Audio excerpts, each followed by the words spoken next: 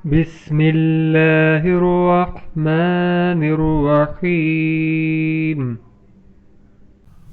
Assalamu alaikum wa rahmatullahi wa barakatuh. My dear friends, today we are going to complete the last two exercises of lesson number 5, inshallah. So let's see the exercise number 8. Exercise number 8: make the questions on the pattern of the example with the help of the pictures. On the second last page of lesson 5, there are some pictures.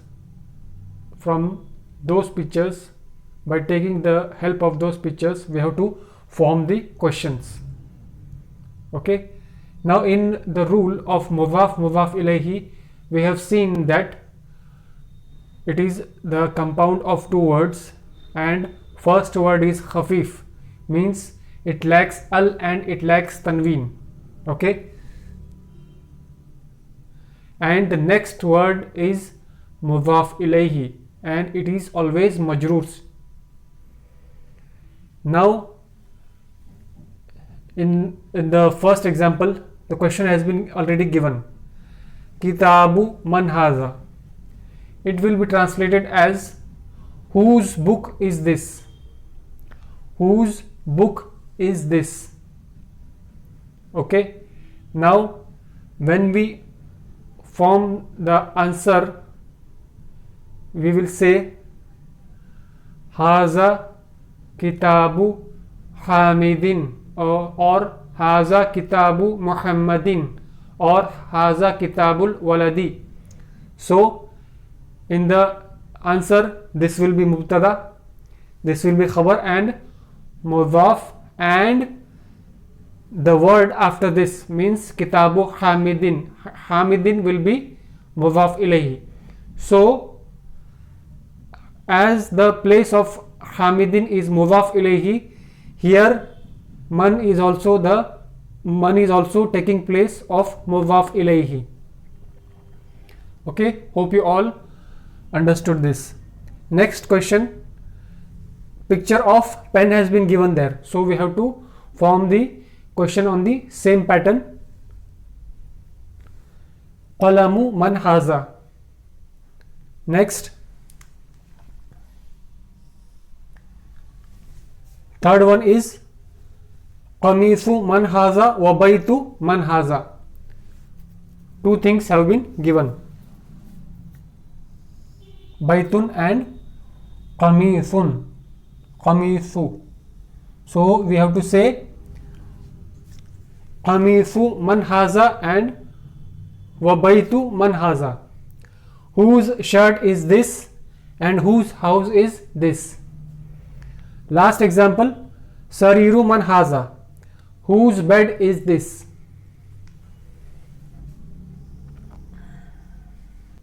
Now let's proceed to the 9th exercise. It says, read the following, keeping in mind the rules regarding Hamzatul Wasl. As we have studied earlier, that there are two types of Hamzas, Hamzatul Wasl and Hamzatul Qata'a.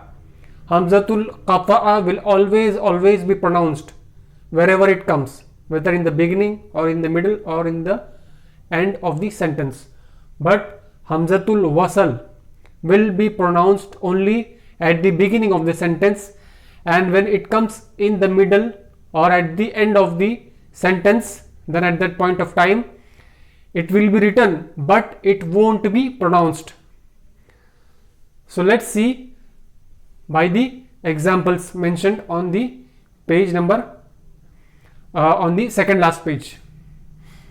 Ismun means name. Ismul waladi Muhammadun wasmul binti Zainabu. See, here ism has been pronounced, the hamza of ism has been pronounced because it is coming at the beginning, and here hamza hasn't been pronounced because it is coming in the middle of the sentence, not coming at the beginning. Same here. Let's see the translation of the sentence. The name of the boy is Muhammad and the name of the Girl is Zainab. Next example, Ismul Mudarrisi Hamidun Masmul Mudiri. See, at the beginning Hamza is pronounced, whereas in the middle it isn't pronounced. The name of the teacher is Hamid, and what is the name of the principal? Similar is the case with Ibnun.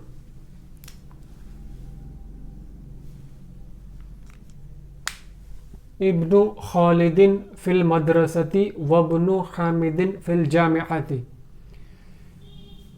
At the beginning Hamzatul Wasl is pronounced, whereas when it comes in the middle of the sentence it is not pronounced.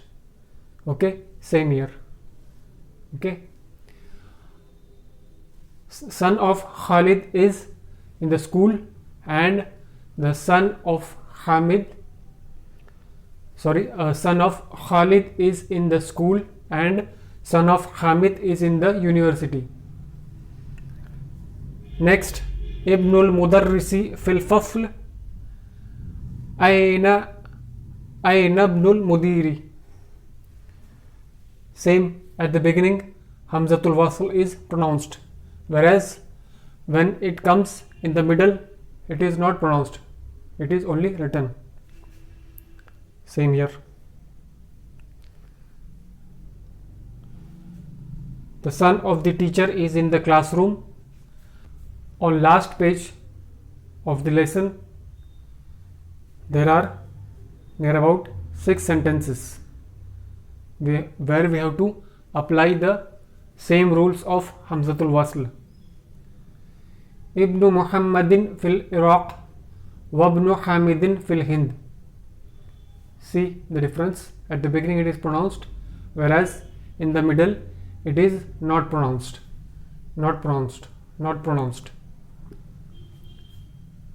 Son of Muhammad is in Iraq, and son of Hamid is in India. Next sentence. This sentence is a verbal sentence as it is starting with a verb. Kharaja, this is the verb in the past tense which we are going to study in our coming lessons, inshallah. Kharaja ibnu tabibi minal bayt. See, here Hamzatul Wasl is not pronounced because these are coming in the middle of the sentence or at the end of the sentence in the last word of the sentence. See, the son of the doctor exited or went out from the house. Third sentence is also a verbal sentence. Jumlatun fi'liyatun. Zahaba ibnu tajiri ila suq. Zahaba is in the past tense and here it means he went. See, Hamzatul Wasl not pronounced.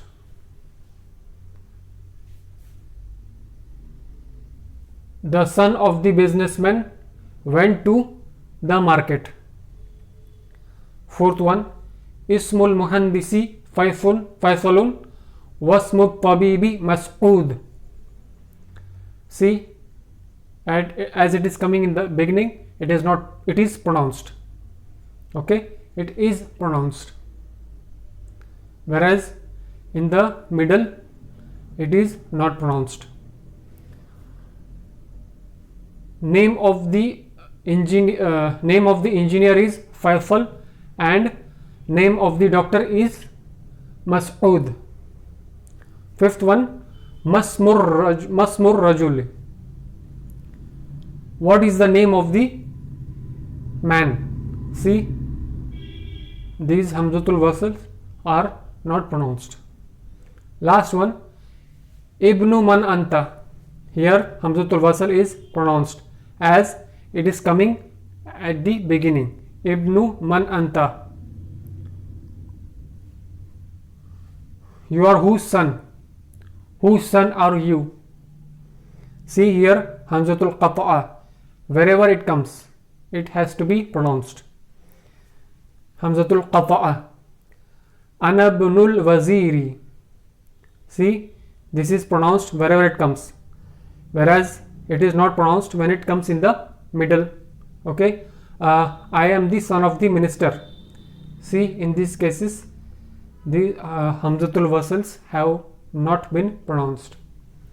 So this was the end of the lesson number 5.